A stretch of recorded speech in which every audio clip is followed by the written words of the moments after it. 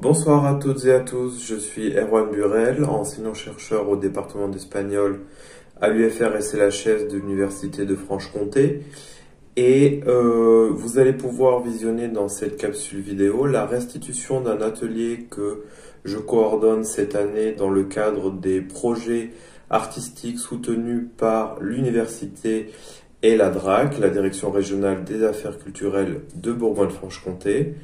C'est un atelier bilingue qui se déroule en espagnol et en français, qui s'intitule Rompiendo el silencio, rompre le silence, et qui est dirigé par la dramaturge et comédienne Amaranta Osorio, une artiste mexico-colombienne espagnole, qui a donc travaillé avec un groupe d'étudiantes sur des thématiques et des problématiques féministes, puisque l'un des objets de cet atelier a vraiment été de réfléchir à la lumière des mouvements féministes récents, à la libération de la parole des femmes et à leur représentation. Dans ce festival en ligne, vous avez pu visionner plusieurs capsules vidéo de lecture théâtralisée, lecture réalisée par les étudiantes, lecture d'extraits de pièces d'Amaranta Osorio. Et dans cette capsule, vous allez maintenant pouvoir assister à une première restitution de l'atelier. Première restitution puisque une autre se fera également début avril dans le cadre des journées Arts, Sciences et Culture de l'université. Bon visionnage! Bonjour, je m'appelle Amaranta Osorio et je voudrais remercier Erwan Burel pour l'invitation. Merci. Et aussi merci à l'Université de Franche-Comté, à la DRAC et au Festival Phil. Vous allez voir la restitution de l'atelier Rompiendo el Silencio. On a travaillé 12 semaines, 1h30 chaque jour, environ 15 heures en total. Et les étudiants étaient très généreux, ont travaillé super bien. Alors, je voudrais aussi les remercier. Et je vous invite à les voir.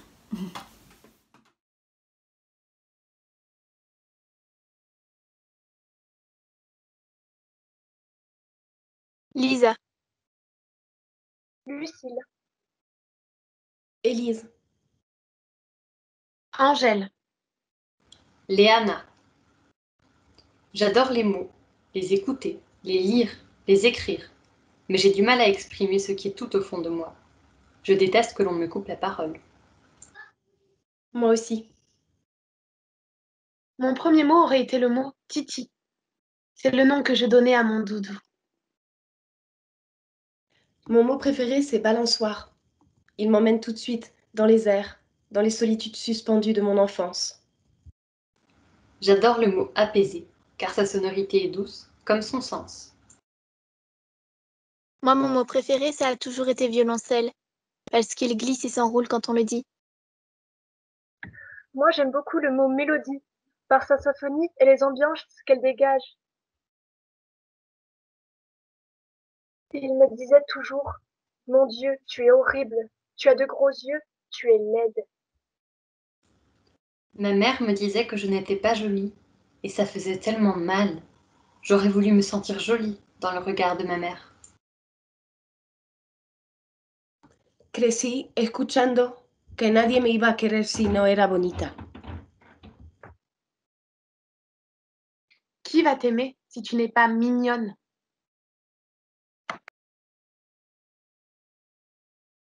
Elle, qu'on décrivait toujours comme mignonne et fragile, elle voulait qu'on la trouve intéressante, qu'on la voie, qu'on l'écoute.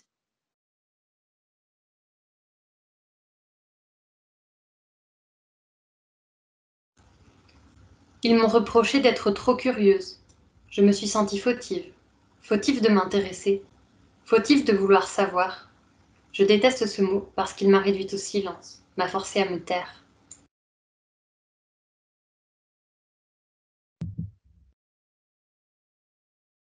Passable. Mes résultats étaient toujours cette condition pour passer au stade suivant. Mon esprit n'était pas à la mesure des chiffres.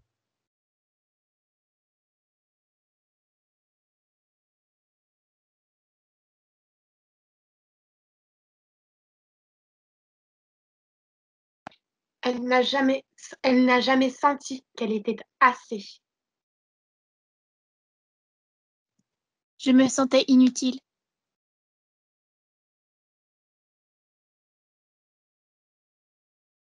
Superficielle. C'est ce qu'il a osé lui écrire, en gras, en souligné, dans le point numéro 3 d'un mail ignoble de prof de maths, acharné et aveuglé par son orgueil blessé. Superficielle, alors que parfois elle comprend le monde et sa complexité avec l'intérieur de ses tripes.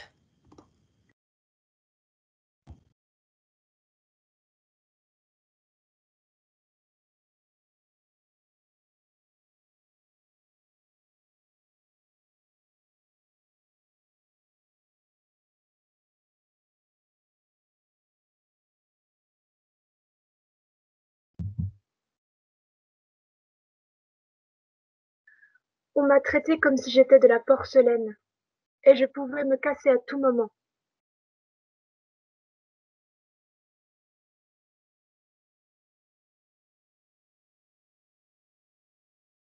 On m'a dit que j'étais toujours dans la lune. Je me suis sentie comme tirée hors d'un rêve. Comme si désormais, je n'avais plus le droit de m'échapper.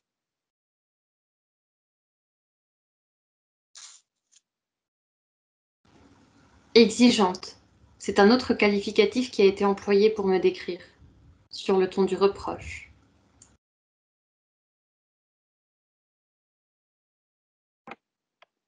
Mais qui t'aimera si tu n'es pas parfaite?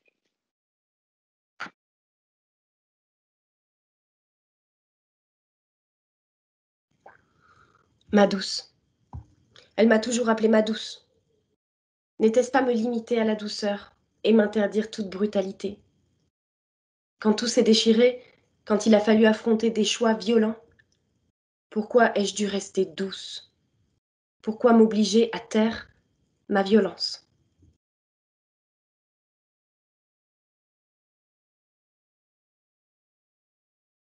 Il m'appelait conne, idiot. Con signifie le sexe féminin. Pourquoi les femmes se traitent-elles encore ainsi?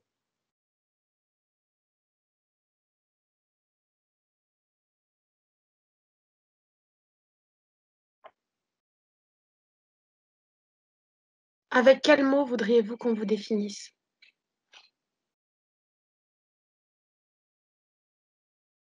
J'aimerais être indépendante. Je voudrais me libérer de ce système qui ne me correspond pas.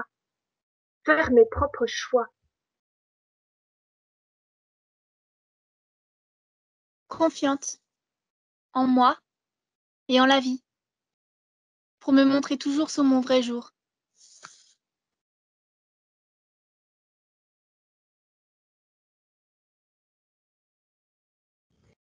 Artiste.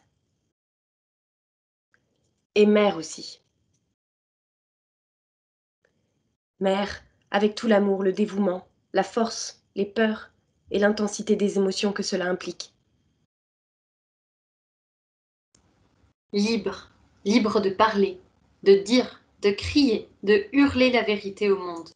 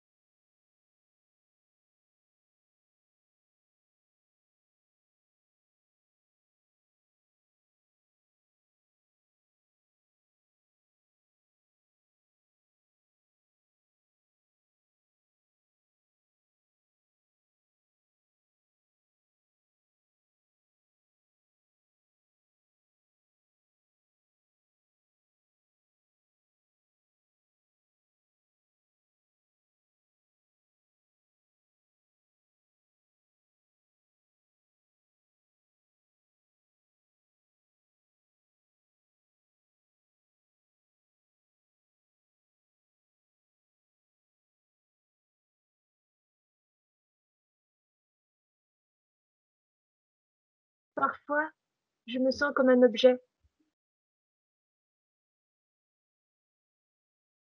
Avant, personne ne me regardait. Je me sentais inutile. Je n'avais pas ma place dans ce monde. Un jour, j'ai fini dans la poubelle. 3 heures dehors, dans le froid. Je sens à la fois le propre et le sale. La salle de bain et la rue.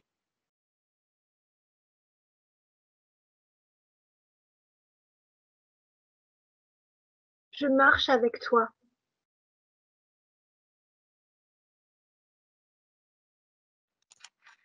Je crois que j'ai un goût de métal. Elle était partie en laissant peu de choses. Mais nous étions là, observant les va-et-vient de la famille endeuillée. Soy blanca como la nieve y morada cuando hace frío.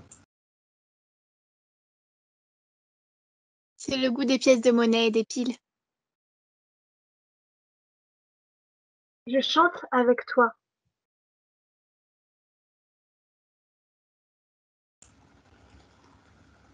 Huelo como los viejos libros que podemos encontrar en la casa de los abuelos.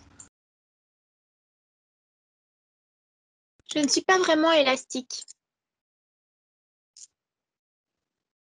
J'aime mon épaisseur. On peut me considérer comme des bras réconfortants dans les temps de tristesse et des bras chaleureux dans les temps d'intempéries. Soy ese tipo de personas que siempre te hacen que te acuerdes de alguien.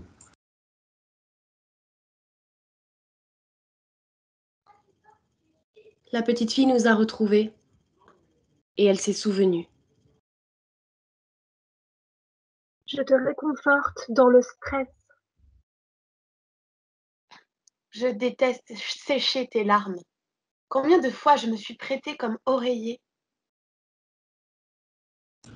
Soy de las personas que nunca dejan de luchar.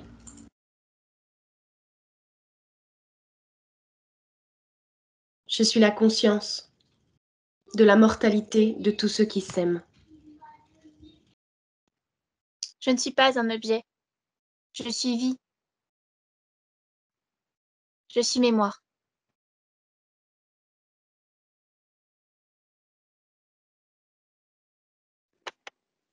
Tu te rappelles? Sí, me acuerdo. Ces murs auxquels mes petits doigts ont dû s'agripper lorsque j'ai appris à marcher. Ces murs sur lesquels mes doigts pleins de chocolat ont dû s'essuyer. Ces murs liés à mes mains.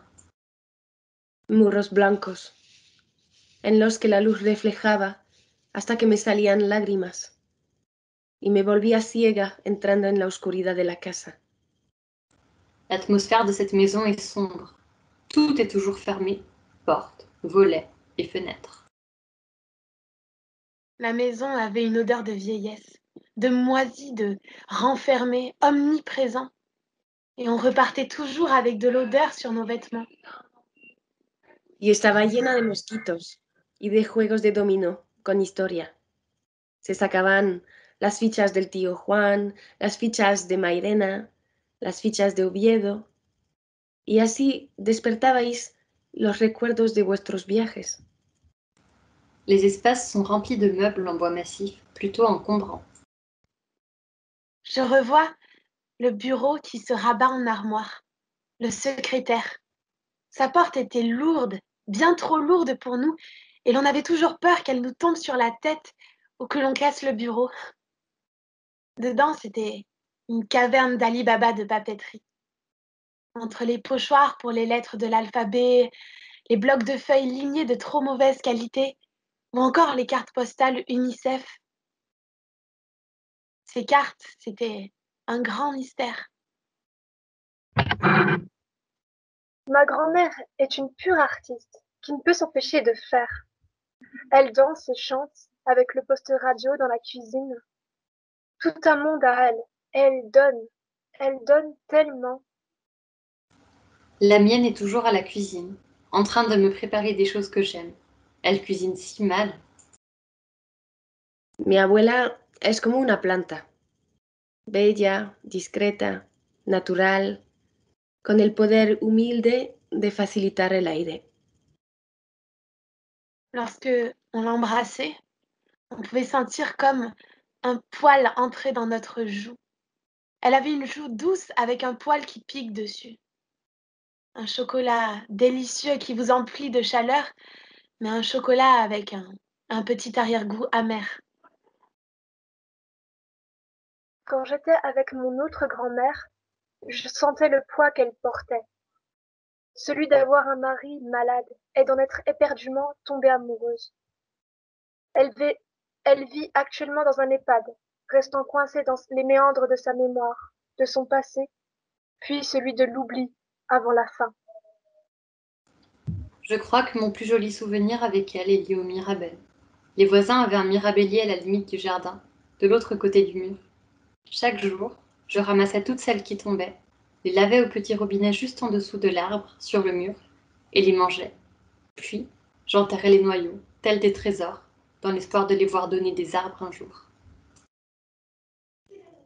Siempre quise preguntarle a mi abuela, ¿qué has hecho para ti? Para tu propia felicidad. J'aurais voulu savoir tout ce qu'elle avait pu ressentir et dont elle a tant laissé dans le silence. J'aurais voulu lui demander pourquoi tu n'es pas partie. Tu as toujours été triste en sa compagnie, je le sais, ça crève les yeux. Mais pourquoi es-tu restée alors?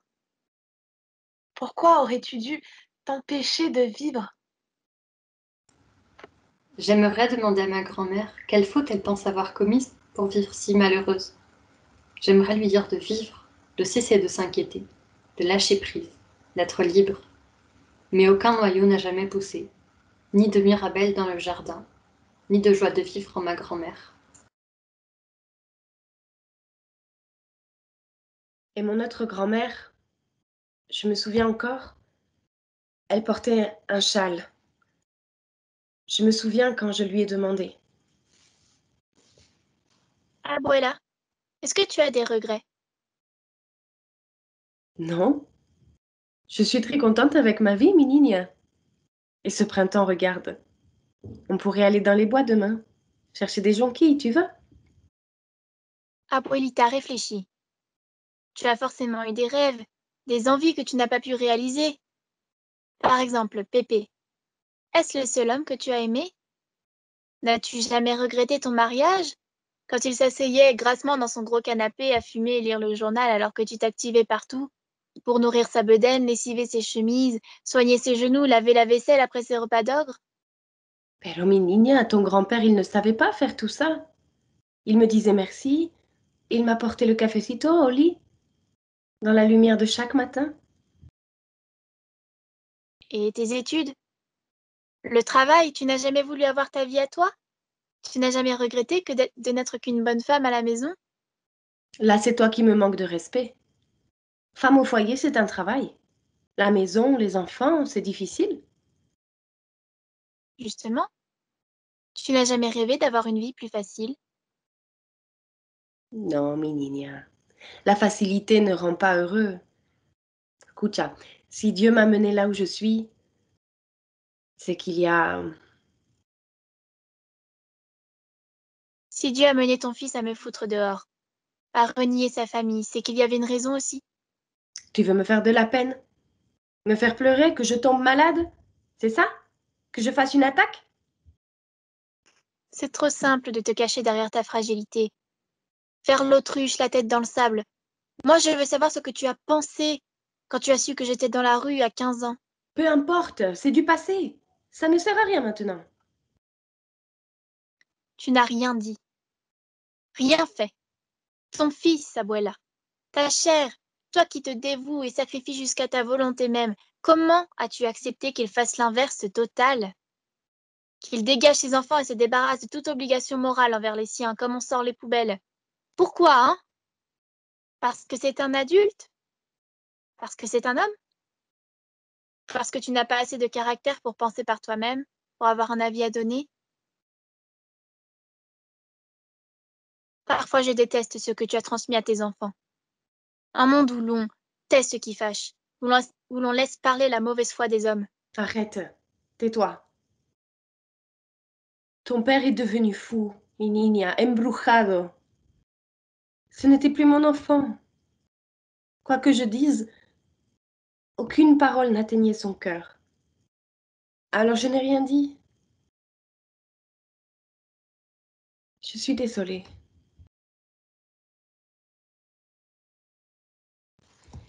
Je voudrais pardonner le silence.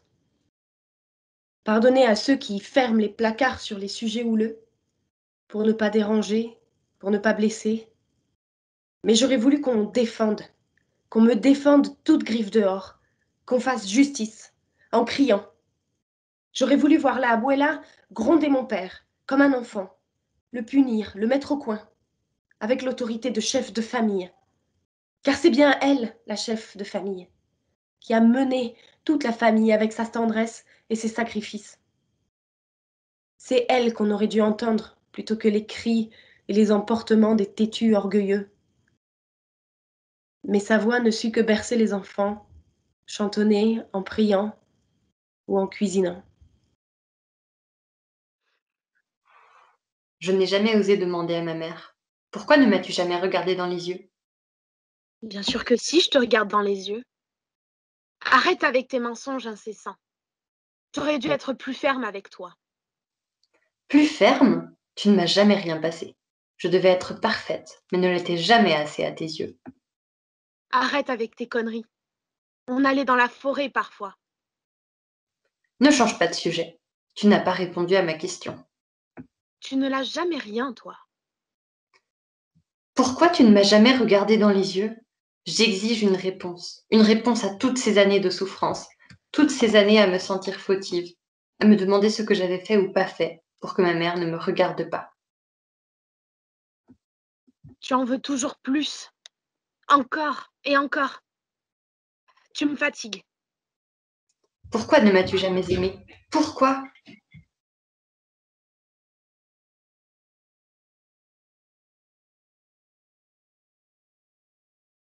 Tu es né 2 ans après. J'ai dû accoucher d'une petite fille mort-née, à 5 mois de grossesse. Te regarder me renvoie à ma première petite fille, à cette insoutenable souffrance,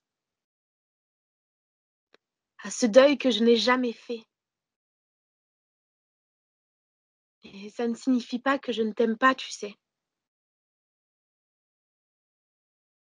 Tu te souviens, ce matin où la vitre était brisée? Je t'ai demandé, papa, c'est normal que la vitre soit cassée? Tu es entré dans une colère noire.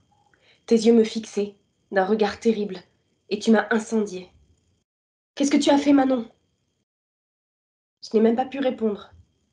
Mes yeux se sont emplis de larmes, et tu as dit, qu'est-ce qui t'a pris, enfin? Tu es conne ou quoi? Et d'autres mots cinglants. Ce n'était pas moi. Mais tu n'as pas douté 2 secondes de ma culpabilité. Et quand tu as su la vérité, quand Paul a finalement avoué sa bêtise, rien. Aucune excuse, aucune reconnaissance de ta méprise. Toi, Père tout-puissant qui ne se remet jamais en question. Et mon cœur en 1000 morceaux, comme la vitre de la portière arrière. Je me souviens quand je lui ai demandé, Mémé, as-tu été enceinte de papa? Mais voyons, tu sais bien, Je n'ai jamais vu de photo de toi enceinte. Puis, papa est si différent de son frère, de sa sœur, de vous. Trop de choses sont bizarres entre toi et papa. On connaît même pas le reste de la famille. ton père, il t'a dit quoi? Il dit ce qui l'arrange. Moi, c'est la vérité qui me plairait. Que s'est-il passé lorsqu'il était enfant? Que t'a-t-il dit? Je veux ta version. Enfant, il aimait aller se balader dans ces forêts derrière la colline. Je veux que tu me parles de ta relation avec papa. Pourquoi aujourd'hui vous êtes si distants? Pourquoi ne le regardes-tu même pas? Pourquoi lui ne venait jamais ici? Je veux juste que tu me répondes. Si j'avais demandé à Pépé avant qu'il ne parte, il m'aurait répondu droit dans les yeux.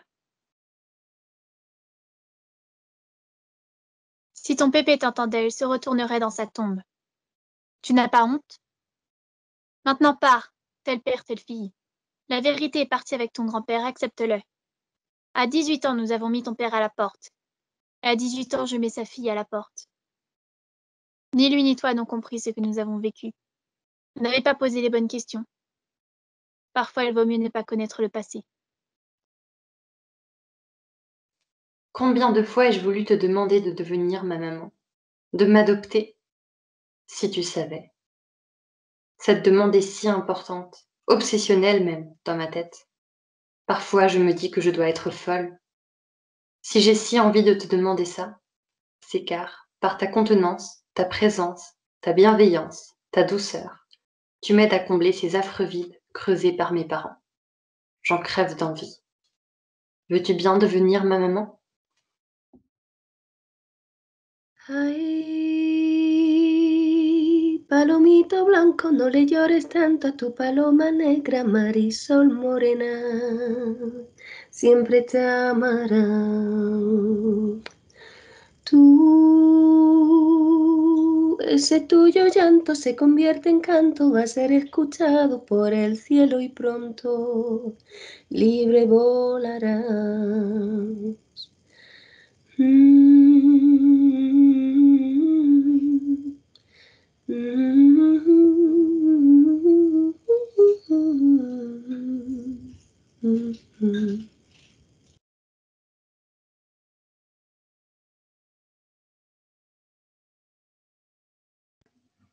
J'ai été une enfant triste, mais sur cette photo, je souris. Je me suis promis de continuer à sourire tous les jours.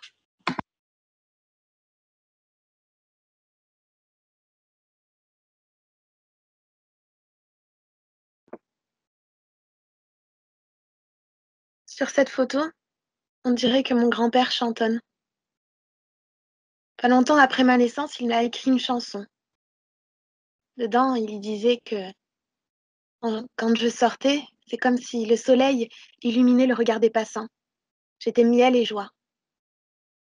J'aime le regard qu'il pose sur moi. Aujourd'hui, je voudrais devenir cette personne-ci qu'il avait vue en moi.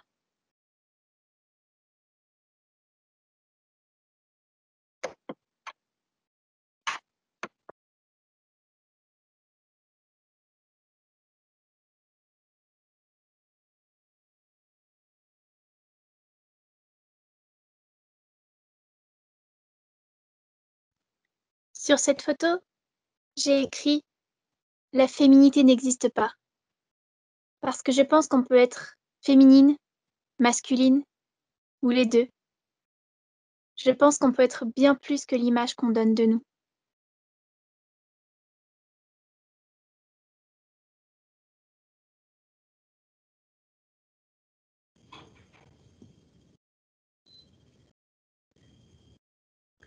Sur cette photo, j'ai 20 ans. Et c'est la première fois que je me sens libre. Libre de mes pas, libre de mes choix.